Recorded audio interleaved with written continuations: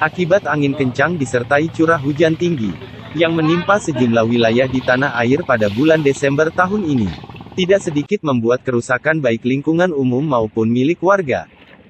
Seperti halnya yang terjadi di Kampung Bajo Mola Raya, tepatnya di Desa Mola Bahari. Sebuah rumah roboh akibat dihantam angin kencang disertai hujan deras di wilayah ini. Ahmad Rusman, korban pemilik rumah yang roboh akibat angin kencang disertai hujan di Mola Raya, mengungkapkan, kejadian naas yang menimpa rumahnya terjadi tengah malam tanggal 5 Desember tahun 2021. Robohnya rumah mereka dengan cepat akibat sejumlah kayu penyangga rumah sudah mengalami lapuk.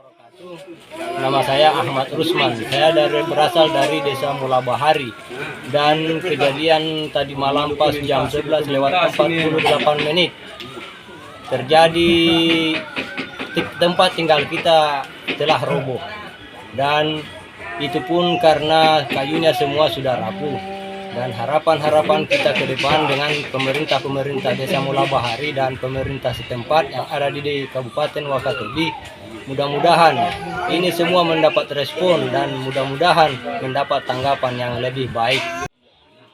Meski tidak ada korban jiwa dalam musibah ini, namun pihak korban mengharapkan uluran tangan pemerintah agar mereka bisa mendapatkan tempat tinggal pengganti, karena rumah mereka sudah tidak bisa dihuni lagi.